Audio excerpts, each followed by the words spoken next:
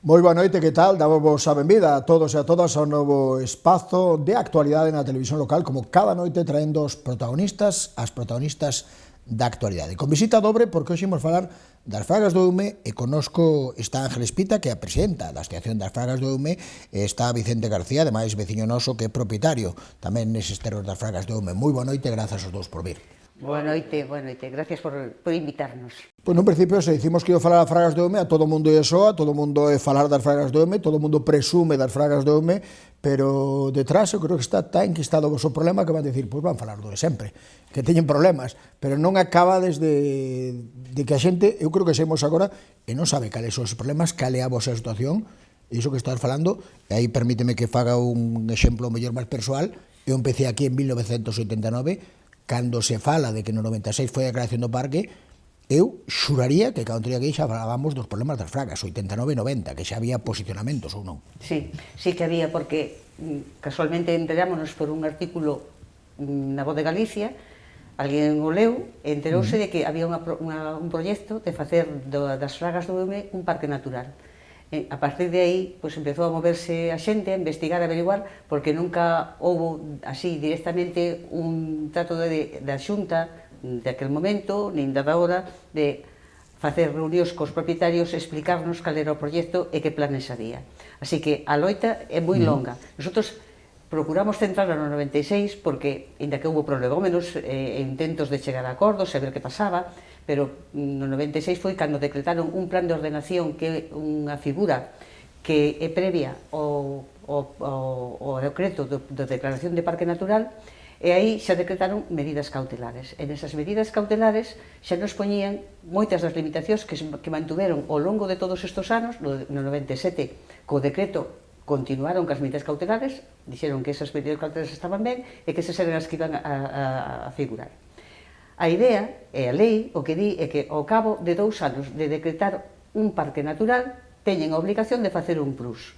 Pero aquí ese PRUS non se fixo nunca, porque nunca hubo de verdad unha política de acercarse aos propietarios, de explicarlles. Sonaba como que dicíanos, non, vai a ter ventaxas. Eu recordo recortes de periódico que conserva a miña familia de declaracións de fraga.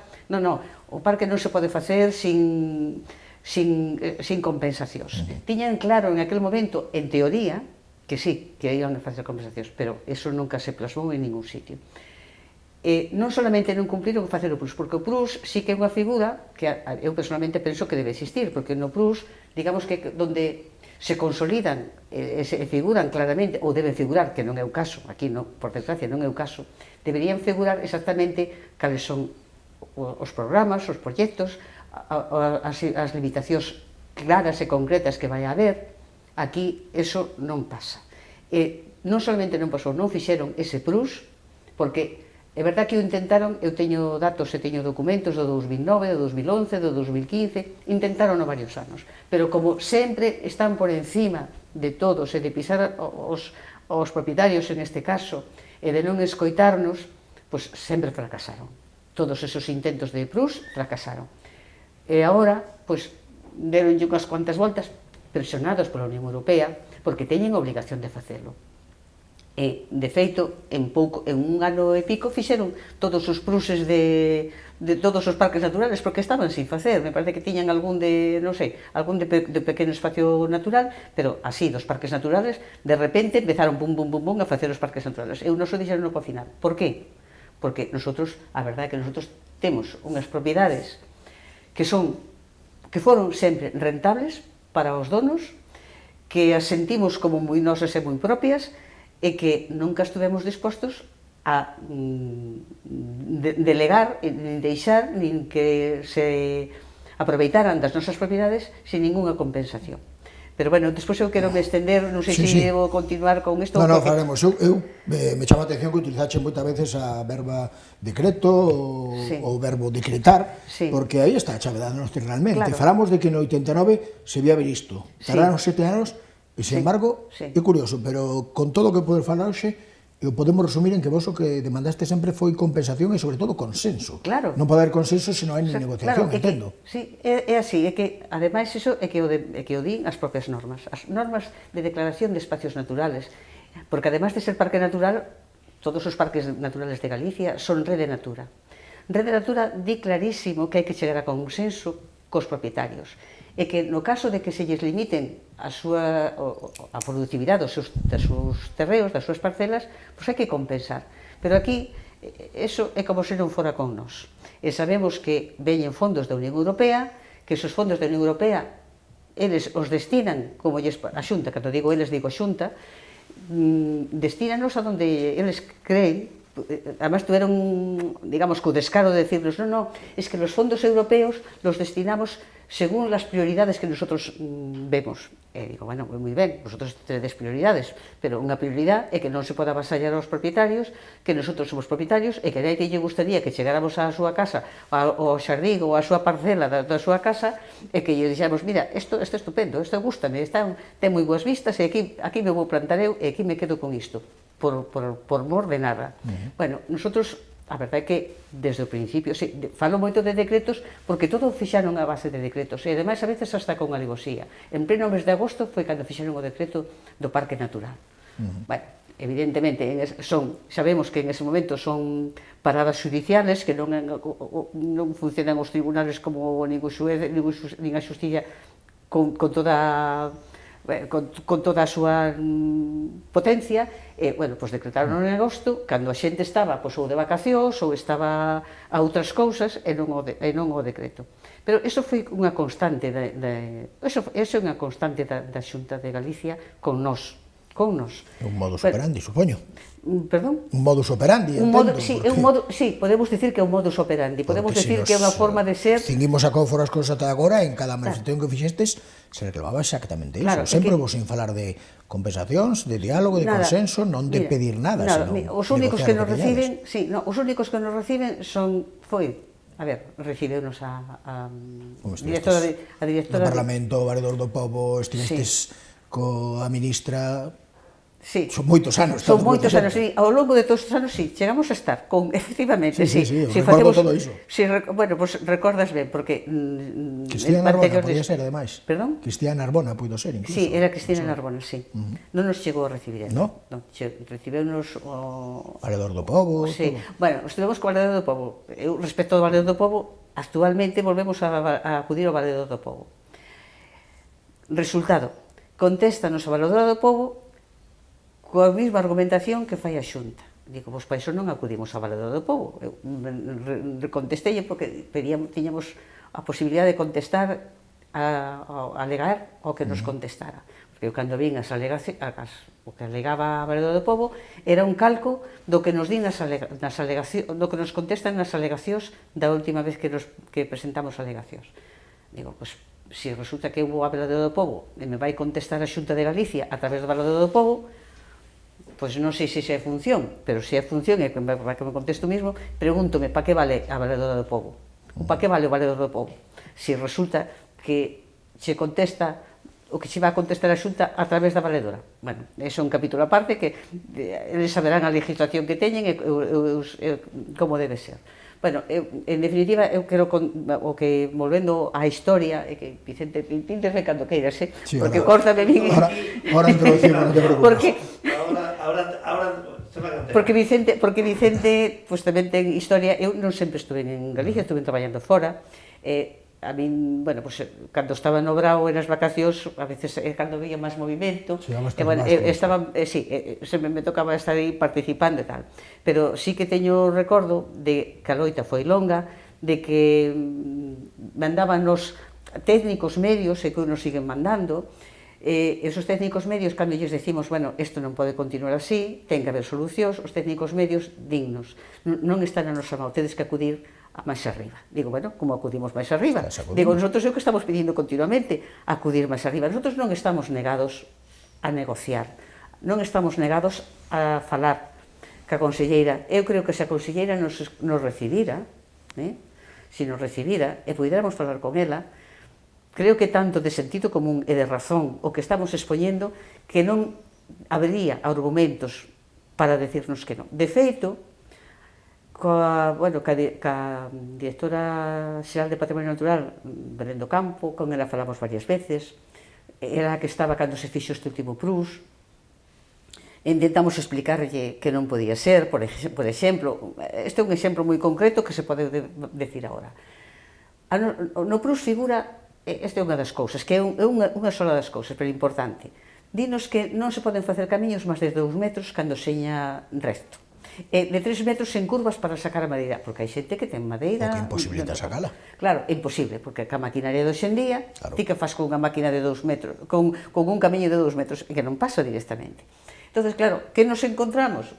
Pois encontrámonos que recientemente un acordo que chegaron con un propietario bueno, con unha extensión importante para falando das fragas do Eume, que despois xa nos detenemos iso, porque as fragas do Eume están super parceladas. É un minifundismo de libro, o sea, terrible. Hai fincas desde un ferrado o mellor ou de 2 ou 3 ferrados hasta fincas que teñen, como esta que vou contar, que teñen, según saliu na prensa, 20 ferrados.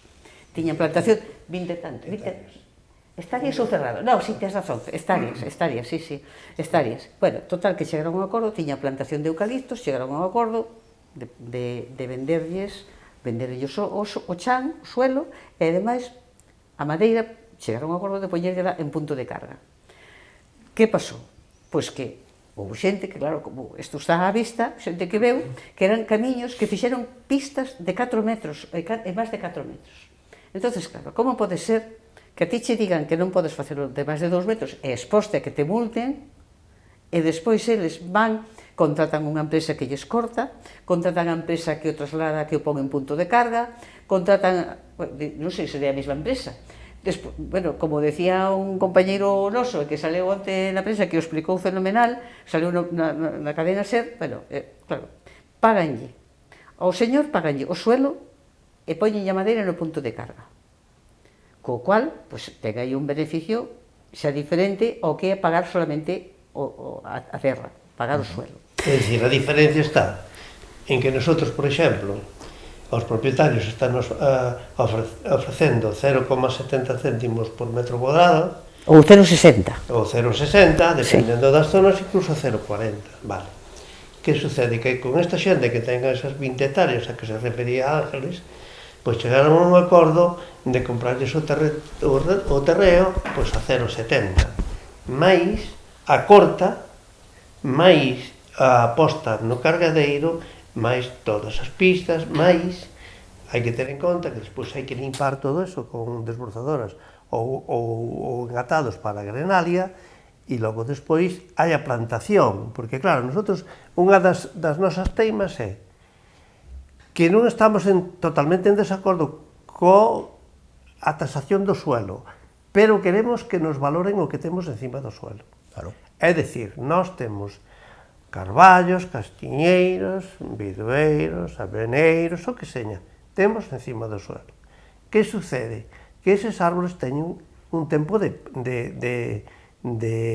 anos de desenrolo, que son os que forman o paisaxe que temos no Parque Natural Fragas do Eume. Vale, nos queremos que a parte do solo, que nos valoren eso que temos aí xa, vamos a deixar a parte incluso o paisaxe que representa, o que de sacar a fotografía, cando sacas unha fotografía, non lle estás sacando unha fotografía ao suelo, estás sacando unha fotografía ao arboledo, ás plantas, ou todo o que ten encima deles. Nós queremos que se valore, que se teña en conta eso. E esa é a batalla que temos en realidade actualmente. Entón, que sucede? Que cando nosotros pretendemos que se nos valore o que hai encima do solo, veñen estes señores e compran a X diñeiro por hectárea, e por riba teñen que cortar a madeira, poñela en cargadeiro e volver e plantar e esperar 50 anos para teren o que a nosotros non nos valoran. En definitiva, non sei se me explico correctamente. Perfectamente, entendeuse. A mí me parece que me reforza un pouco a idea que tiña antes de falar con vos. Vos me diréis se correcta. A vos non se os expropiaron os terreos, pero si os dereitos. Sí, efectivamente. Exactamente, os dereitos nada. Esa impresión que me daba, que estou refrendando en apenas 10 minutos de conversa. Esa é a sensación que tedes con propietarios. Sí, nosotros sentimos ocupados. Aparte de que nos vituperan en todos os sentidos, aparte de eso, tamén hai esa parte. Tamén me parece que esa vituperación se debe un poquinho a que sodes incansables. Porque, a ver, eu creo que a veces incluso dá a impresión de, claro, outra vez as fragas do Eume. Xa está, Sí. aí estades, porque Sí. son moitos anos de pelexa, Sí. pero a mí me parece que un pouco a estrategia va por esgotarvos, por decir, mira, parade que non vou a facer caso, Sí, vos ignorarvos. sí, esa é a súa E de estrategia. pronto, Sí. eu, por exemplo, sei que estáis manifestando vos cada mes, aparte de as poucas veces que consigues saltar a prensa como ahora por ir a Europa, sí. pero son moitos anos. Sí, mira, a ver, nosotros tamén temos que facer un acto de unha reflexión. De contrición. De reflexión, porque é verdad que empezou esa loita moi decidida cando empezou todo este asunto, pero despois sí que é verdad que como non pasaba nada e a xente foi abandonando, digamos que se deixou de loitar. Pero Como o can.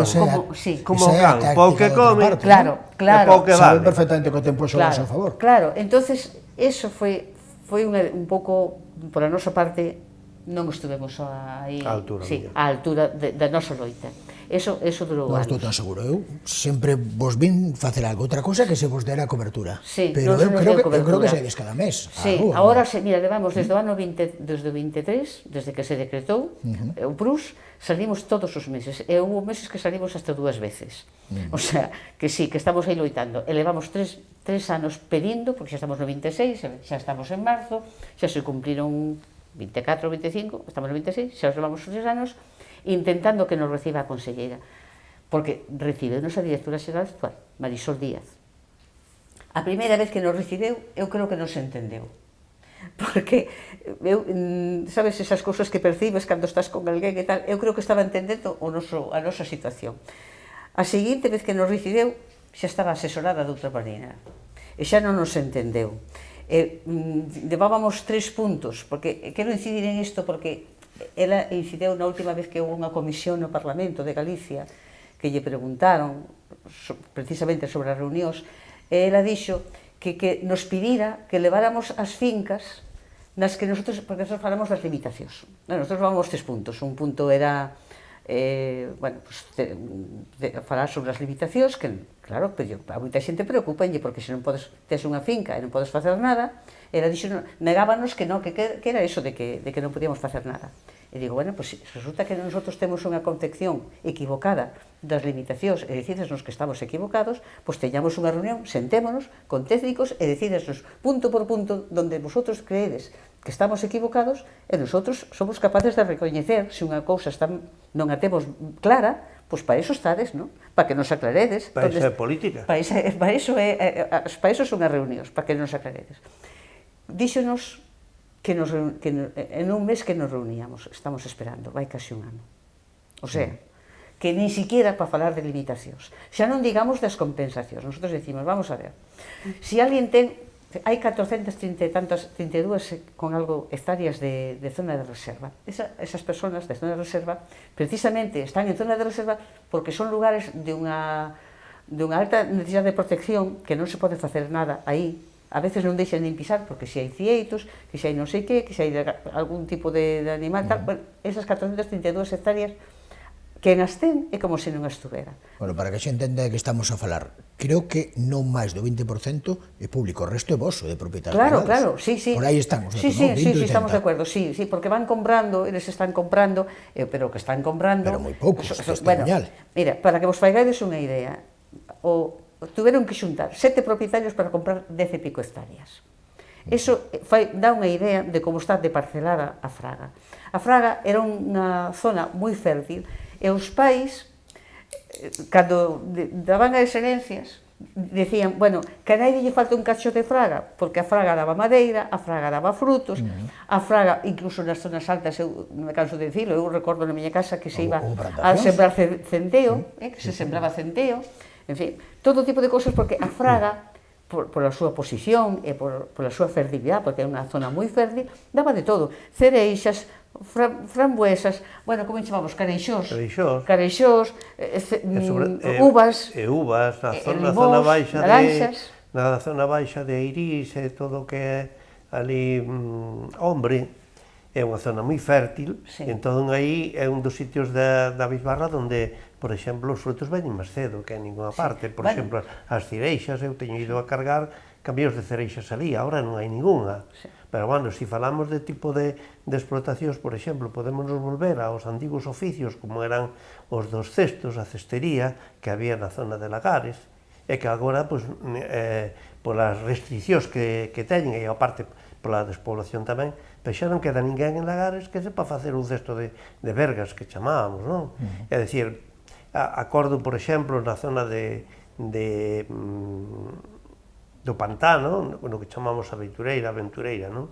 Toda aquela zona da Aventureira había máis de 200 cabras, agora hai 50, no, e agora queren... Contaron os 160 cabras.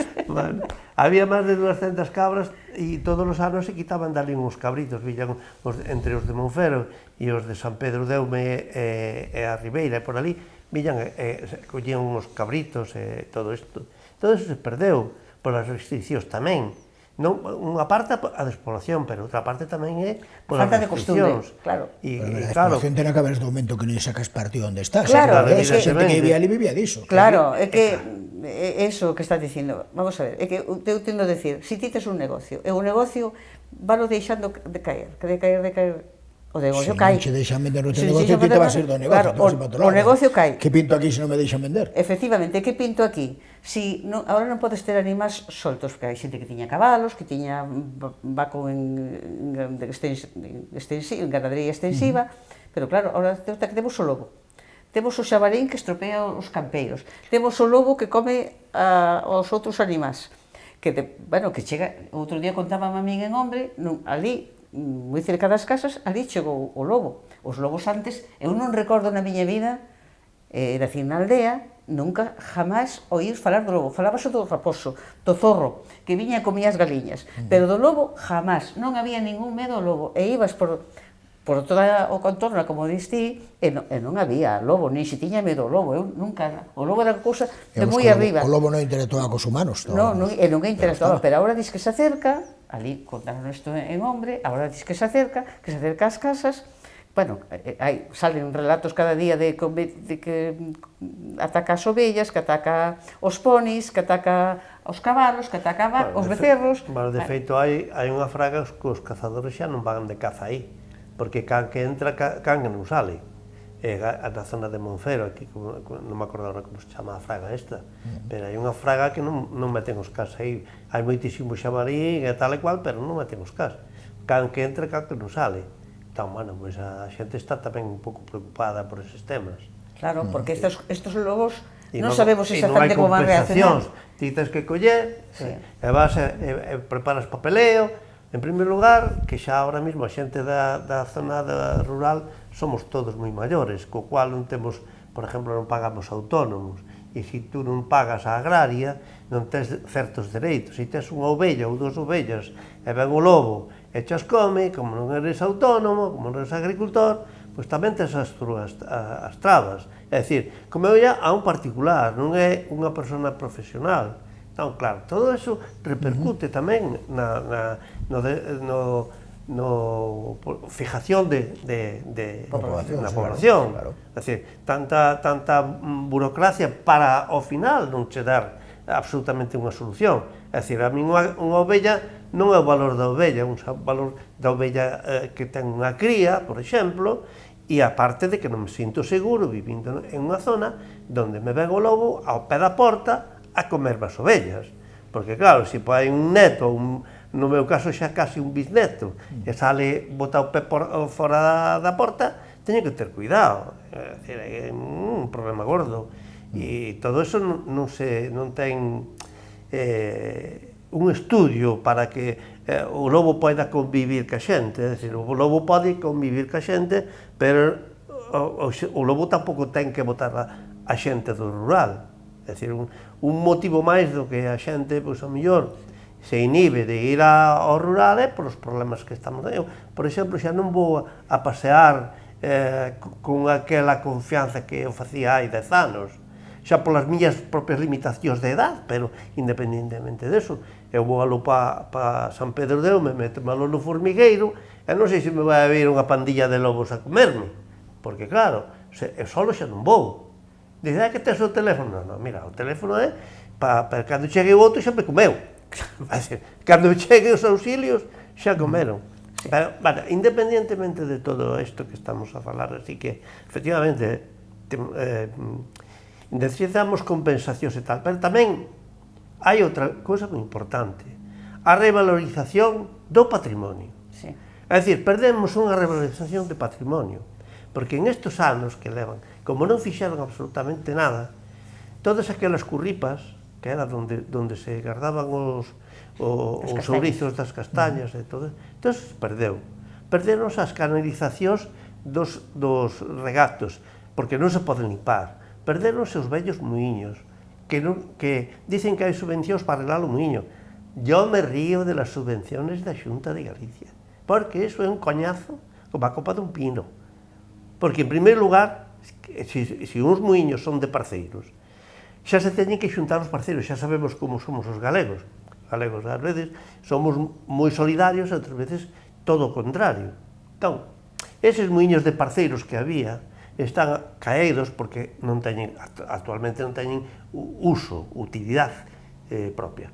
Pero non deixan de ser unha parte moi importante do noso patrimonio. Que sucede? Que cando vas a solicitar para eso tens que facer un proxecto. O proxecto hai que pagalo. E logo despois vas á Xunta de Galicia, presentas todo o papeleo e pagas a obra antes de... Tens que presentar o finiquito da obra para que che paguen a subvención. Se che conceden. Eso, efectivamente. Porque primeiro tens que pagar. Entón, esa é outra das trabas que se está vendo na ciudadanía, pero non solamente no Parque Natural Fragas do Eume, está se vendo a nivel de un ascensor para unha casa. Por exemplo, onde hai unha persona que ten un problema que non pode subir ao terceiro piso, hai que poñer un elevador. Vale, pois preparas todo, pagas todo, e despois non che dan a subvención e tú te lo cargas. En fin, todo isto quere decir que no caso concreto de Fragas do Eume é unha pérdida importantísima de patrimonio. Sí. Remato. Remata, sí. Digo que o patrimonio non é solamente o monasterio de San Juan de Cabeiro, é que temos tamén o monasterio da Nosa Señora da Cela, que está na situación que está, que é un dos conventos máis importantes que hai en Galicia. E senón, as pruebas están aí, e está nun estado deplorable. Eu non digo de quen, en este caso non sei de quen é culpa. O que sí sei é que a Xunta estableceu un convenio con a Iglesia onde iban a facer unha intervención xa hai como 12 ou 14 anos. E a intervención que se está facendo concretamente en ese monasterio de Nosa Señora da Cela en Monfero é poñerlle un candado á porta de acceso ao claustro, que agora, antes ainda se podía entrar, e agora o raposo dá a volta cando ve como se encontra aquelo. Iso é un dato das intervencións que se está facendo no patrimonio.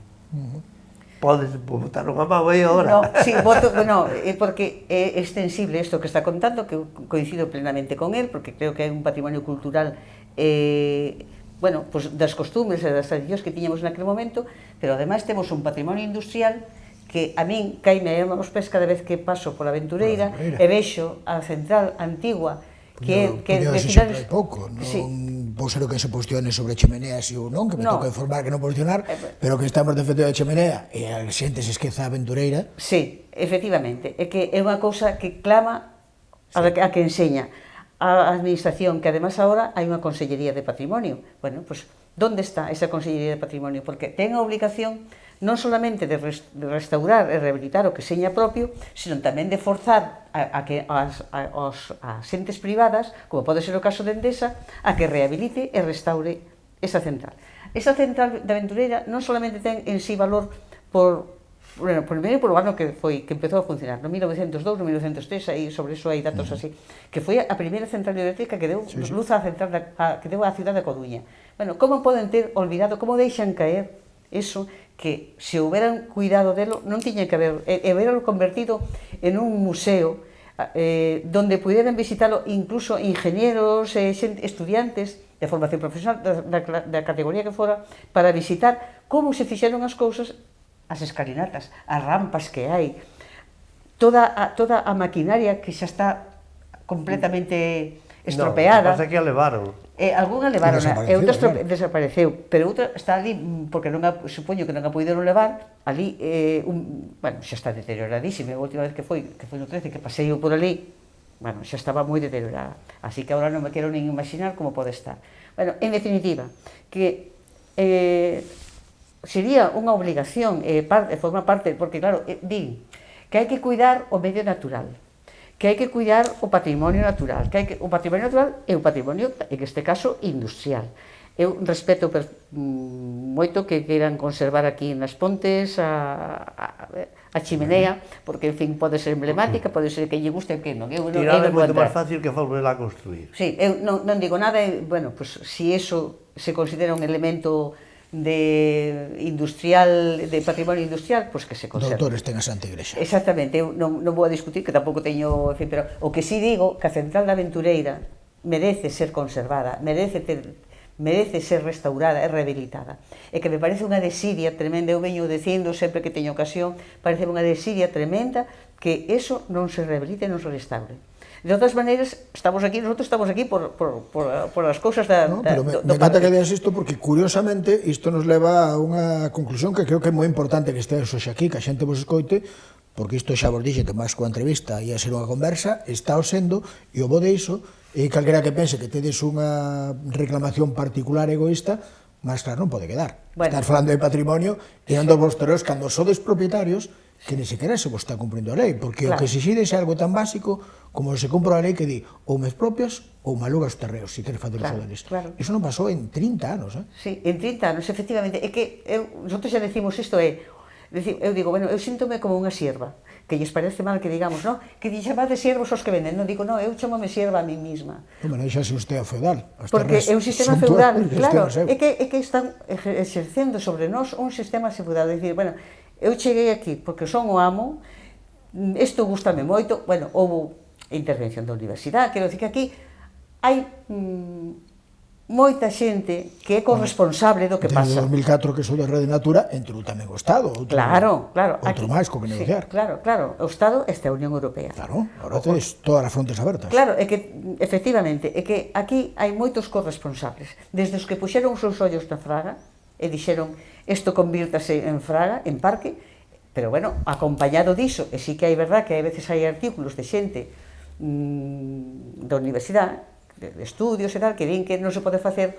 un parque natural, non se pode convertir en espacio natural algo que pertenece á xente sin compensación. En teoría, eso está ben, pero despois, cando descendemos a negociación ou entablar unha conversación seria sobre isto, entonces é cando nos encontramos ca Xunta de Galicia, que nos nega o pan e o sal. E aquí é importante dicir unha cousa que antes pasouseme. A ver, é sangrante a nosa situación, porque puxeron os ollos o primeiro no mosteiro de Cabeiro. O mosteiro de Cabeiro pertenecía a, creo que a familia dos Prego, de Pontedeume, e que antes fora de García Espinosa, bueno, todo ben unha tradición de personas de alto poder adquisitivo e que tiñan que compraron o mosteiro e 9 hectáreas. Entonces, bueno, chegaron a un acordo, pero houve unha persona da familia que non estuvo de acordo. Entonces foron a requerimentos, entraron na xusticia, houve xuicio, tal, total, que ao final expropiaronllos. E pagaron no ano 94, 1,75 equivalente, eran pesetas, casi 300 pesetas, o metro cuadrado, naquel momento. Todo o mundo conocemos como son as 9 hectáreas que rodean o mosteiro, non son nin de máis llanura, nin de máis produción, non, son unha zona moi escabrosa, como todo o mundo conoce, por iso ali se plantou o mosteiro e lle deu unha gran beleza e unha gran visión paisaxística a todo o entorno. Bueno, como pode ser que para, digamos, non vamos a chamar terratenientes, porque ter 9 hectáreas tampouco é ser un terrateniente, pero bueno, como pode ser que aí puxeron todo o seu empeño, porque estamos falando que as 9 hectáreas había partidas, unha partida era para o mosteiro, e para todas as construcións, porque había construcións diferentes de servicios do mosteiro. E a parte estaban as 9 hectáreas. E as 9 hectáreas, aí foi onde pagaron a 1,75 o metro cuadrado. E como pode ser? Iso enlaza co que te dices antes, foi lle quitando valor ao noso patrimonio natural, aos nosos terreos, porque se ti non podes facer nada neles, quen vai ter interés nos teus terreos?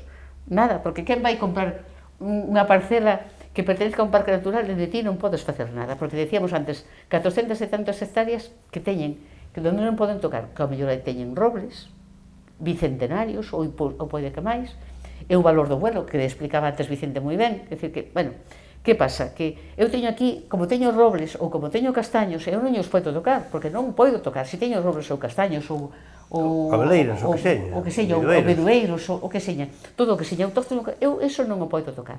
Entonces, resulta que estás premiando os que teñen eucaliptos. Resulta que todos temos algo de eucaliptos, bueno, quero decir que... Eu non teño nada contra os eucaliptos, ao contrario. Bueno. Pero vaya, unha cousa que... Home, había os antes de que fora declarado parque natural. Había os antes, efectivamente, porque, claro, dinos, pero vosotros que lles acaba... Vamos a compensar aquilo que se deixou de... que vos perjudicou porque non se puido facer a partir que tiñades o parque. Vamos a ver, antes do parque tiñamos eucaliptos, tiñamos toda clase de arboleda, tiñamos castaños, porque nos daba castañas, porque nos daba madeira de calidad, tiñamos robles, porque nos daba madeira de calidad, había todo tipo de arboleda. Bueno, pues resulta que ahora nos encontramos, como decíamos o caso de antes das 20 hectáreas, con que a ese señor que tiña 20 hectáreas que plantou de eucaliptos, que non respetou según eles, porque claro, dinos agora que xa había leis, non, eu a lei que conozco contra o eucalipto, a primeira lei é a dos 2012. Eu anteriores non conozco, porque eu sei que na miña casa plantaban e non había ningún requisito, daban axudas para limpar, eu recordo. Pero tamén é certo que hai diferentes zonas no parque, que teñen unhas limitacións ou outras segundo a zona na que esteas. Sí, claro, mira, na zona de reserva, que son esos 432 hectáreas, e a zona de uso limitado, que son unhas 3.300 e algo, casi 4.000 hectáreas sumando, en esa é onde está realmente o uso limitado. Entonces, que está pasando? Pois hai eucaliptos, a veces moi difíciles de sacar, e desde logo xa cos planteamentos dos 2 metros é imposible. O sea, é imposible que se os tes, tens o que deixar morrer ali, porque non vas a poder facer nada con esos eucaliptos.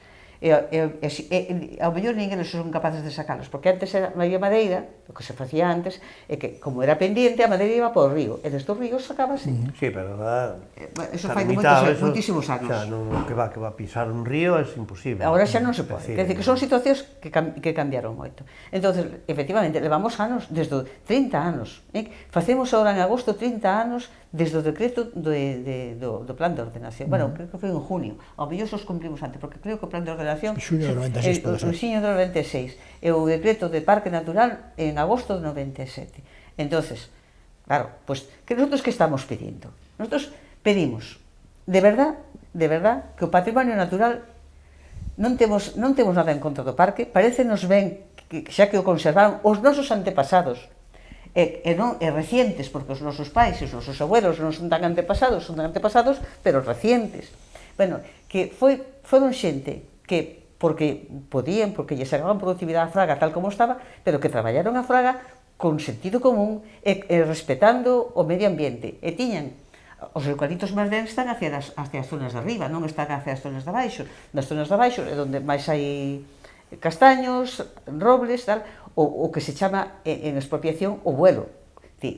Eles compran a terra, vale, compran o suelo a un precio razonable, neste caso non é razonable, porque claro, comparar un 75 con 0,70, pois xa nos está indicando a pérdida de valor infligida por eles porque nos prohibiron utilizar esa terra como podíamos haber feito. Bueno, a fuer de ser sinceros, un 75 era incluído o vuelo, porque era o territorio co que tiña encima. Sí, efectivamente, sí. É dicir... Pero que tiña pouco, como diben, sabes, porque ao rededor non tiña gran cousa. A maior parte da xente das Pontes conoce perfectamente o que é o mosteiro de San Xoán de Cabeiro e sabe o que hai nos alrededores, non?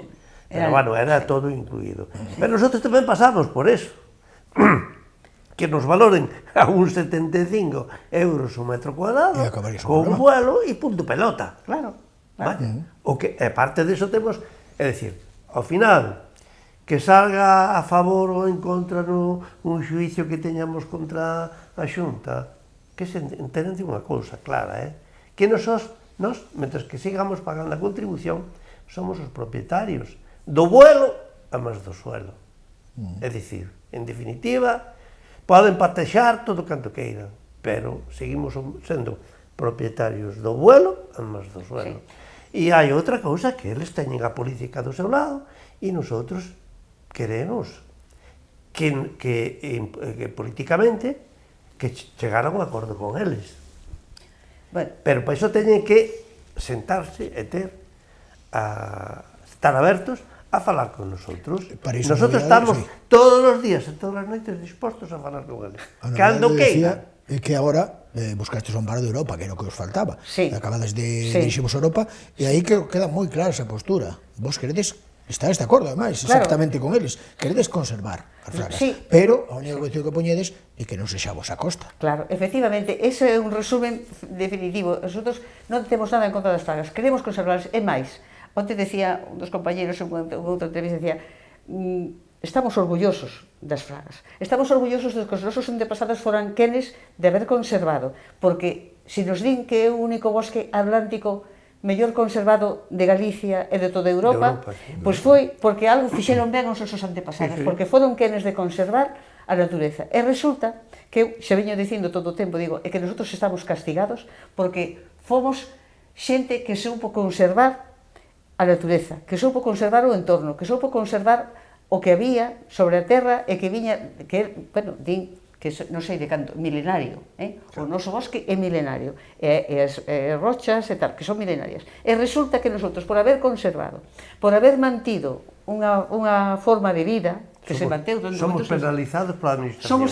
Somos penalizados pola administración. Isto resulta, a parte do humillante que decimos sempre, a parte de usurpar os nosos dereitos, a parte de todo, é que nos parece descabellado, sin razón e sin sensibilidade. Parecenos que non hai ningún motivo para o trato que está recibindo nin a natureza, porque a natureza non está sendo, bueno, porque Galicia é fértil, en fin, aquí resurge calquer cousa, pero non está ben conservada, nin está ben tratada, porque, como conta desos que tedes máis experiencia nisto, pois os bosques hai que renovalos, hai que facer tratamentos, hai que facer cousas, que aquí non se está facendo nada, aquí perdemos hasta os camiños. A da caída. Se chove, que choiva. Sí, aquí non se fai nada. Os camiños están completamente, menos algúns, completamente cheos de zarzas, de silvas, vamos a decir. O sea, está todo feito un bosque asalvajado, porque non hai un sitio por onde poidas pasar a unha finca que ti teñas en determinado sitio. Que antes había un camiño, agora non podes ir. Non, é que o camiño estaba delimitado por unhas chantas. E entonces as chantas están delimitando o camiño, e as chantas, cando pasan os tractores agrícolas dos paisanos, pois van pasando, e torcen as chantas. Pero non che deixa levantar a chanta. A chanta ten que quedar torcida como está. Non podes tocar unha chanta. Tú entendes que, aínda que queiras facer conservación, non che deixan facer conservación. Se tes un regado, non che deixan facer os canos dos regados. Se tes un muiño, non che deixan amañar un muiño. Se queres mexar, tens que ir ao baño, que non podes mexar na fraga, entendido? Claro, porque... Eso pasa por toda España, xa sabemos. É dicir, tens que pedir permiso á Xunta para ir facer unha pequena... Oye, a propósito, estando unha vez nunha manifestación, un rapaz colleu a gaita e foi a tocar a gaita algo arriba, cerca do mosteiro. Nós estábamos de manifestación ali cerca do eso, e ven o rapaz na bicicleta e dixo: he veño de aí de arriba, botarme aí arriba porque non podo tocar a gaita. Tú crees que é posible que a un gaiteiro que vai ao medio da fraga tocar unha gaita galega, además, que é un rapaz de Pontedeume, non volvín a ver, pero bueno, fixemos e despois salí, estuvemos falando con ele un rato. Tú crees que é de recibo que un tipo veña con un uniforme que te bote das fragas do Eume porque estás tocando a gaita? Non estaba tocando a gaita esa de soplar, non a outra, a de soplar, que é a gaita galega con fol e con todo. Pois o botaron na fraga. E, sin embargo, fan as regatas con ruido, con música, que isto temos visto. As festas pirotécnicas. As festas pirotécnicas, as festas de xente que ven no Brao a visitar... E plantanse aí... E poñen os altavoces a todo trapo, e eses non os botan. Pero o tipo, o paisano que se quería... Además que creo que se fai o Camiño de Santiago, que tipo de turismo se busca e se promove, estamos nese camiño. Sí, pois, aí está. Bueno, porque a verdade é que a xente visita a Fraga e solamente con entrar polo Camiño de Hombre, que ten esa sombra prodigiosa no brao, que se xunta os árboles dun lado e do outro, claro, a xente que ven de fora, veñen do sur, ou veñen do este, ou veñen máis do norte, claro, alucinan co espectáculo, claro, non saben que dentro da Fraga as cousas non son igual. Eles van por ese camiño e non saben, nin saben o que estamos pasando. Cando lles decimos, pensan, isto é público, non, isto é privado. Mire, cando nosotros a veces vamos e temos que seguir indo, cortamos o tráfico, ou vamos a repartir folletos, explicarle a xente, porque nos parece importante que a xente sepa, bueno, que a xente sepa en que situación nos encontramos, porque comparativamente con outros territorios do Estado, que nos ocurre? Ticando de socorro. No. Con outros territorios do Estado, que nos ocurre? Pois que en Cataluña, bueno, tamén teñen os seus parques naturales, que eu creo que son máis ou menos todos, bueno, porque, a ver, que non se me acumulen as ideas, pero, a ver, é que non poden comparar un parque natural con unha fertilidade de producción increíble como son as Fragas do Eume, con un parque natural donde todo é area, como pode ser o Campo de Gata, como pode ser un parque natural das lagúas, ou como se diga, as lagoas de Corrubedo, ou como pode ser todos os peñascos que hai en algún outro sitio que agora non me sei o nome, non sei se é o Xurese, non sei que, con todos os respetos para todos os propietarios. Pero son situacións diferentes. Pero claro, é que son situacións diferentes, entonces, que non se entenda que a xente que viveu e que sigue vivindo nesta zona ten dereito a ser compensada por todas as restriccións e por todo o deterioro e pérdida de valor do noso territorio, e que é desconsiderado. Eu creo que é desconsiderado. Eu creo que se alguén lle dera unha volta a esta situación na Xunta, daríanos a razón. E non basarse única e exclusivamente do que poida decir un tribunal de xusticia de Galicia, concretamente de Galicia. Estaba dicindo, perdón un segundinho que quero acabar con isto, estaba dicindo que, vamos a ver, si no País Vasco son quenes de facer pruses, de compensar, porque a mí negaban, sabes que tu deixen unha reunión onde me dixeron, non, eso non pasa, digo, como que non pasa? Eu tomei unha molestia de chamar ao País Vasco. No País Vasco lévano as diputacións, como son, en fin, son eles e nosotros somos, sí, é distinta a situación. Que fan? Pois chegan a acordos, séntanse cos propietarios e teñen compensación, porque claro, a propiedade non tens por que perdela, pero teñen compensación por talar os árboles en unhas condicións que nos piden aquí, restrictivas, e que iso ten uns costos, porque claro, un maderista, cando lle dis que ten que ir a talar madeira a tal sitio, se quere, se digo, aí non vou. Por qué? Porque vas ter problemas cos permisos, porque vas ter problemas cos camiños, porque vas a ter problemas... Pues mira, hai madeira por aí, non me vou meter aquí as Fragas, por moitos árboles que teñan moi interesantes. No País Vasco, páganlles por eso, por talar madeira en esas condicións, por reforestar, por limpar, así que unhas condicións, e teñen tasado os valores, se alguén ten interés dos que nos escoita, que busque o Parque Natural de Gorbella ou Urquiola, e aí encontraránse ao final, nos apéndices, como veñen perfectamente estructuradas as compensacións que hai. Ven clarísimamente que alguén se interese que busque os parques naturales do País Vasco. E aí verá a diferencia que temos. Para nosotros conseguir unha axuda temos que pedir unha subvención. Pois mira, non, séntate cos propietarios que teñen aí o parque, que teñen aí a terra, que estades aproveitándovos de alguna maneira porque lucides, como decía antes Vicente, lucides o parque e exhibídelo todo o mundo, isto as administracións todas, non hai ninguna que non exiba o parque natural, e todos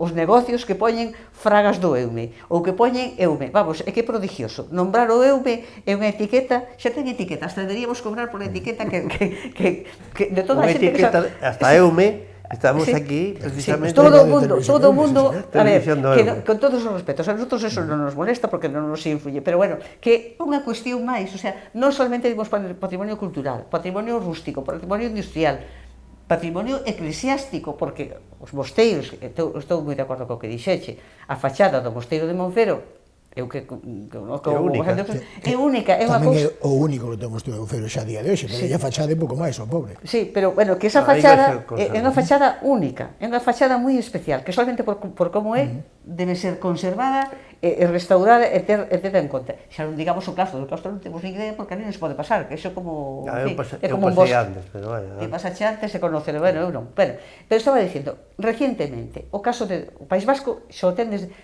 un Prus, ten un parque natural do ano 96, igual que o noso, con 2 Prus, e xa vai polo segundo Prus.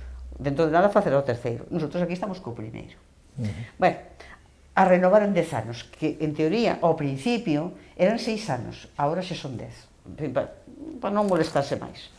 Pero está o caso de Doñana. Doñana, bueno, todo o mundo sabe, Doñana, aí que houve moita controversia, que ten unha parte de parque nacional e outra parte de parque natural.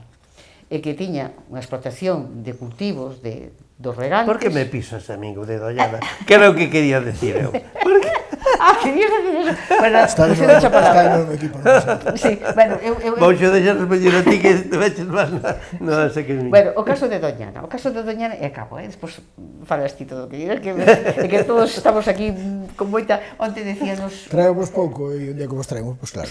Claro, tenes que traer máis. Tens que ir máis. Sí, bueno, o caso de Doñana, pois os regantes non poden regar, vale, pois moi ben, non podedes cultivar, pero teñenlles unha compensación, como non podedes cultivar, que é o noso caso, como vosotros non podedes seguir plantando eucaliptos aquí e ali, como vosotros non podedes talar os robles, porque, claro, decía onte outro propietario, decía, é que eu teño robles, se me deixan cortar os robles, eu saco un dineral de aí, porque é madeira noble, efectivamente, digo, pois claro, pero non os van deixar cortar, mira ti, ao mellor non se conforma con un 75, ao mellor, se ti tens robles maderables, pois ao mellor aí tes un valor extra que non o ten o eucalipto. Ou que digo eso... Referíame globalmente, sí, globalmente. Ou os castaños, que se ti tes castaños tamén centenarios, teñen un valor, a madeira ten un valor, moito máis valor que ten un eucalipto. Quero decir que, en fin, volvendo antes o de antes que decíamos que premiaban os que poñen eucaliptos, porque o resultado foi como explicou antes Vicente, que ao final, se tes eucaliptos, resulta que os poñen en punto de carga, ti podes vender os eucaliptos, tes o cartón dos gatos, mas tes o cartón do suelo. Pero se tes robles, a morir por Dios. Explica o de Doñana que é moi interesante. O de Doñana, sí, o de Doñana trátase de que dinlles os regantes, que lles chaman regantes, que eu tiño estas dudas de que siñen propietarios. Habrá xente que non siña nin propietaria, pero por iso din regantes. En fin, eu aí non quero entrar porque por se acaso non quero decir unha cousa para... Cando lles chaman regantes é que non... O de propietarios non o din, que podían decir propietarios. Regantes, bueno, cultivaban, sacaban unha productividade.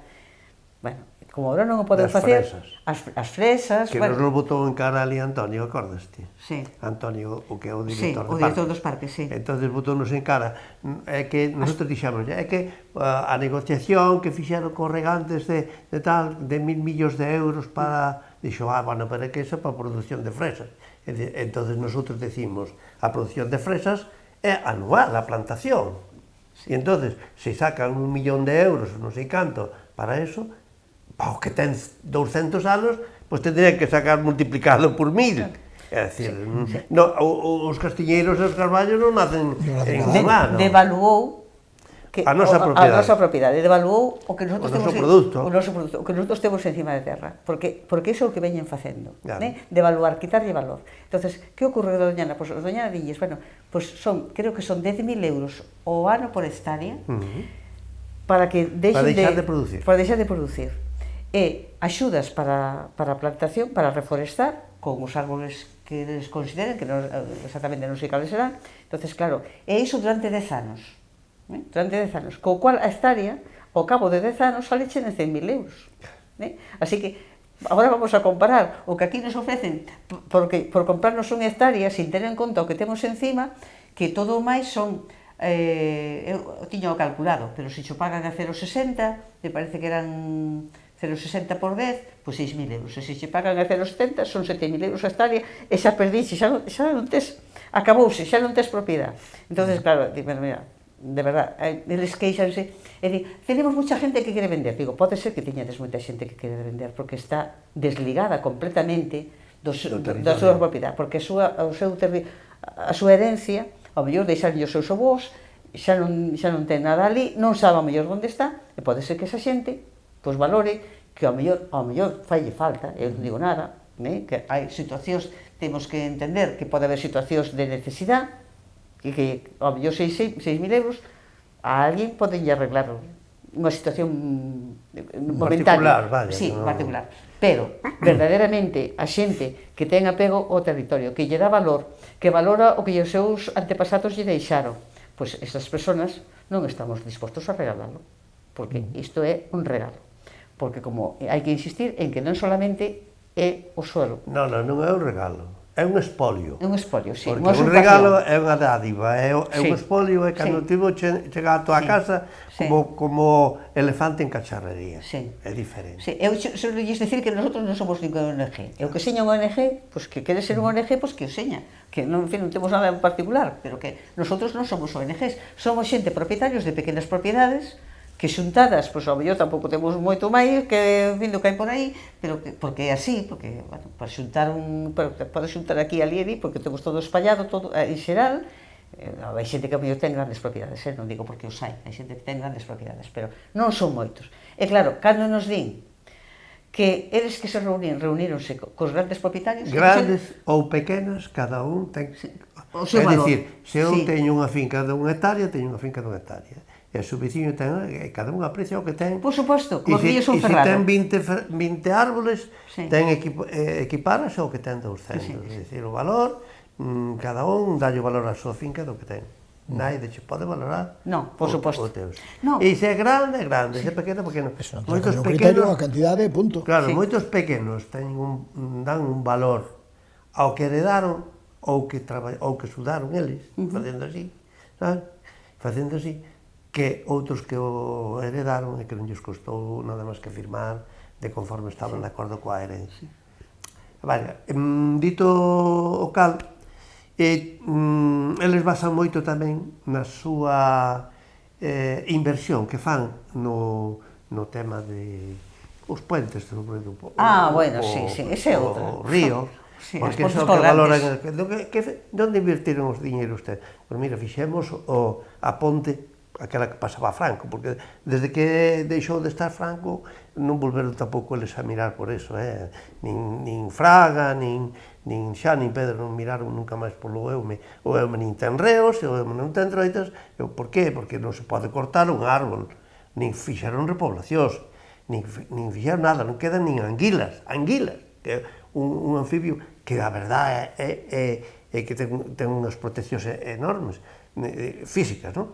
Pois non queda ningún, non queda máis que cormoranes e todo isto. Bueno, todo iso non miraron por nada. Mira, disculpa un momentillo, trarnos o lobo, trarnos o corzo. Queren eliminar as cabras, isto das cabras é que é curioso, porque dixemos antes o número que as teñen contadas. E queren as eliminar porque por culpa dos búhos. E dos búhos, que se ve que teñen que lles fan os niños. Sí, que lles fan os niños, pero resulta que, dignos, es que además non están saneadas. Falamos en castellano porque a veces capaz de dicen nosotros en castellano. Es que non están saneadas. E mira, un propietario dixolles, no, pero están os porcos, os xabarís sí que están saneados, os ciervos están saneados, os corzos, os lobos, todos esos están saneados. O único que non está saneado aquí son as cabras. Mira, que deu nos a risa a todos, porque claro, con esa sorna típica nosa de Galicia, claro, e que nos digas que queres eliminar 100 cabras ou 150 ou as que señan, porque non están saneadas, e resulta que despois botas por aí lobos, porque se sabe que os botan, botas lobos, botas corzos, botas xabarís. Están chipeados, esos están chipeados. Esos están saneadísimos, e son os que, bueno, claro, que dis, bueno, se non fora por o que é, nosotros non temos motivos para rirnos, temos moitos motivos para estar enfadados e moi cabreados. Pero se non fora por iso, de verdade che digo que era para rirse das cousas que nos di. Tamén se non rirades, non tomades así, non terías pasado eses 30 anos peleando como levades, porque... Bueno, se non nos rimos algo tamén é moi mal. Eu sigo estilo que a táctica era desesperar, pois se non vos desesperaron. Eu creo que por aí é o traballo deso. Bueno, nosotros non vamos a parar. Somos maiores, porque, bueno, é verdad que as manifestacións normalmente vamos a xente máis maior porque a xente nova traballa. Afortunadamente, que traballen, e que teñan traballado durante moito tempo. Pero o certo é que todos estamos moi concienciados, os que estamos aí, de que a loita ten que seguir. E que a nosotros gustaríanos que mañá mismo nos chamara a conselleira, nos sentáramos e puidéramos explicar polo miúdo cousas que vemos. Mira, onte decíamos, que quen sabe de como levar adiante, como conservar un parque? A xente que toda a vida o fixo. Xente como Vicente, que sabe, que conoce as tradicións, e como el quedan aínda xente que ao mellor xa non vas a traballar a fraga porque xa non podes ir a traballar a fraga, pero sí que podes orientar. Pero o conocimento tradicional aquí non se ten en conta. Aquí dá igual que sepas que non sepas. O importante é que o funcionario de turno é o que decide, sin coñecer de verdad a situación.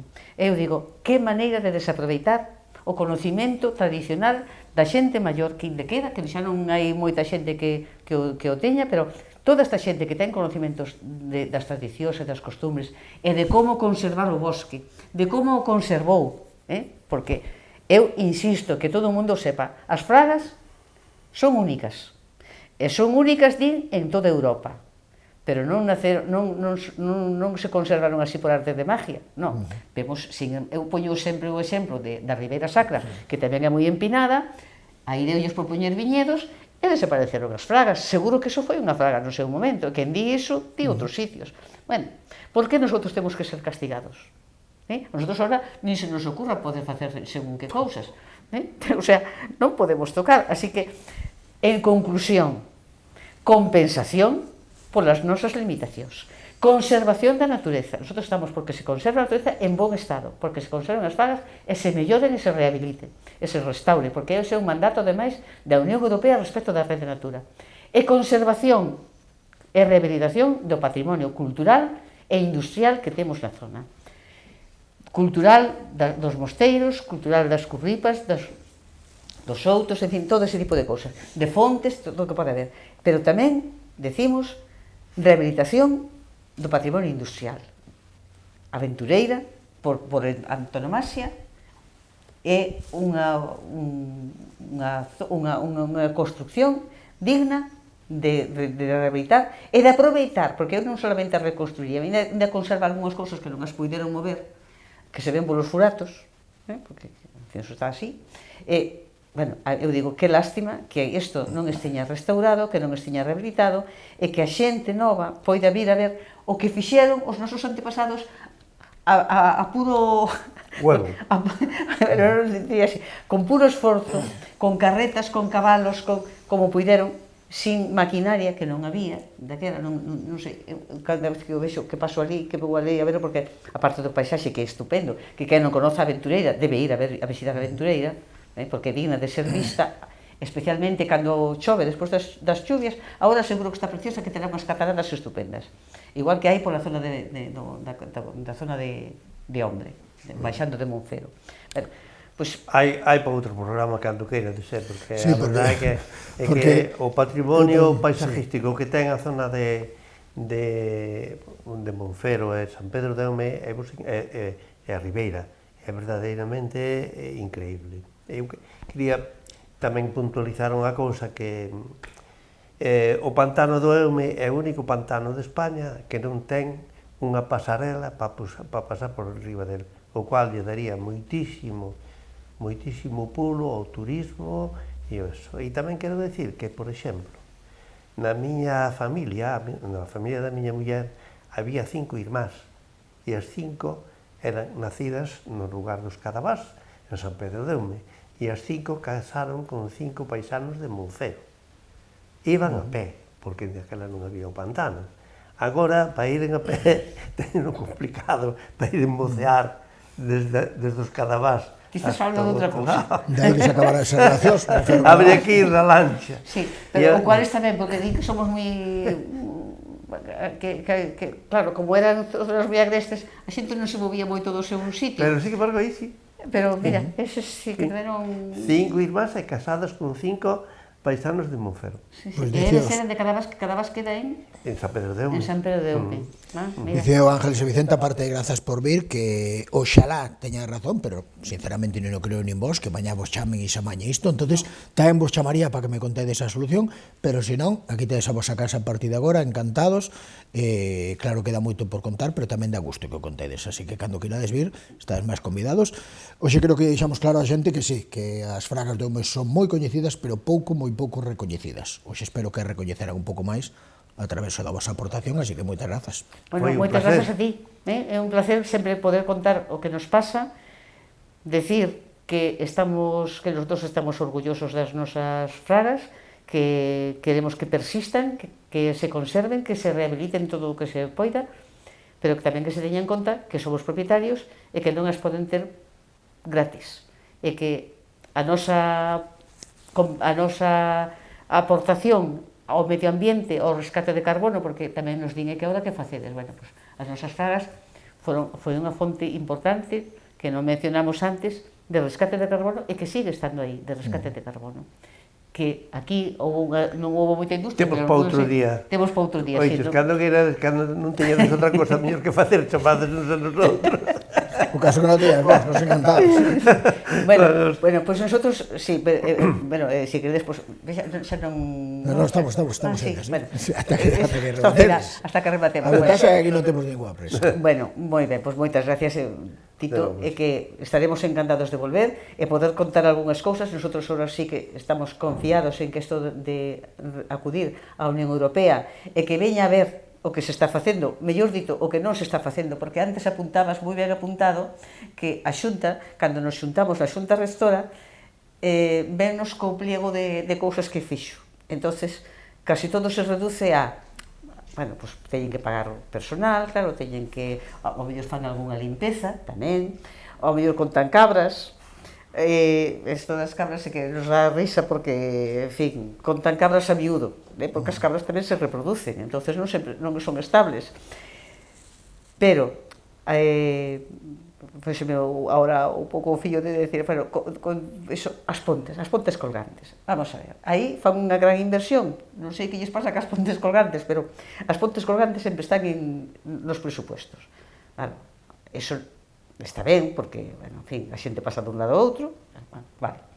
Menos no pantano non pode pasar dun lado a outro. Pero no pantano non pode pasar. Non lles interés. Non, pero aí pasa, bueno, pero as pontes colgantes, polo que seña, non as fixeron ben desde o principio, non sei o motivo, pero están restaurando nelas cada 2 por 3. E o camiño que leva a Rot é unha debacle. O camiño, a ver, hai propostas que hai que envíe, é que non se ten que asfaltar, é un parque natural. Agora hai materiales que son como máis naturales e que serían máis propios, que se deixaran de matar baches, porque non son baches, a veces son, non sei, son uns furados inmensos que tens que ir con cuidado co coche porque te podes meter nun problema. Bueno, pois, a xente cando decimos, bueno, xa está, outra vez o puente, e inauguran. Primeiro van a verlo, despois van a revisarlo, despois van a facerlle a foto de inauguración. Non sei se teñen inaugurado. E dalí a 6 meses deixa pasar a xente. E dalí a 6 meses, efectivamente, deixa pasar a xente. O camiño que saleu na prensa, é conocido o caso desta muller que escribiu además un libro. Sí, de Carmen da Taberna. De Carmen da Taberna, que é moi recomendable, por certo. Sí, eu estou niso, estou no libro, teño o libro, sí.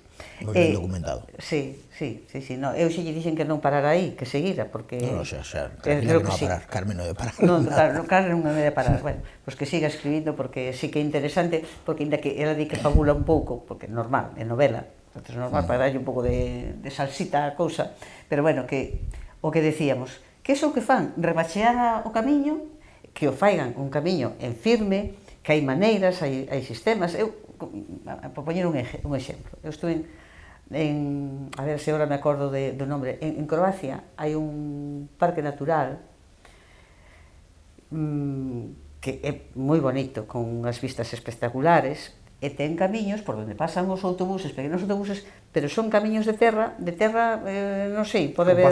Compastada, non sei como se chama eso, compastada. Bueno, se está claro que o que non está ben, pois deixade de marearvos, porque además, como non se sabe, non acaban de decidir de quen o camiño, que se te da Diputación, que se do Concello, que se da Xunta, porque como eso foi camiño en tempos de Franco, agora, despois puxeron que asfaltaron, non sei quen foi, era igual que non o asfaltou, pero bueno, agora conócense outros sistemas que podían facer o mismo polo camiño novo da Capela, porque outra das cousas, é dicir, iríamos para outra vez, para outro día. Eso que ao final o medio deixarte as paz. Vou ter que despedirme de novo, vamos ter que empezar outra vez de novo. Bueno, xa remato con isto. O que non hai un plan de evacuación. Como pode ser que non haxa un plan de evacuación do Parque Natural? Que conozcamos, que o que sepamos. O tema está en que, por exemplo, un día falando con Manolo, o alcalde da Capela, hai pola parte de Capela, hai uns accesos ao monasterio. E unha persona rompeu unha perna, non sei que lle pasou, cerca do mosteiro. Entonces non hai acceso. E tuvo que sacalo ao lombo, non sei que. E faltan medio kilómetro de camiño por facer. No, que va, no, medio kilómetro non. Menos de 300 metros. Menos de 300 metros medido, porque a Concello da Capela fixo dous proxectos. E a Xunta non lle deixa facer o acceso? Pois non me contestei porque veño a apuntalo aquí. Plan de evacuación para a seguinte entrevista. Vale. Entre outras cousas. Moitas grazas, de verdad, foi un placer falar con vosco. Pois un placer. E a todos e a todas, grazas por seguirnos e moi boa noite. Boa noite.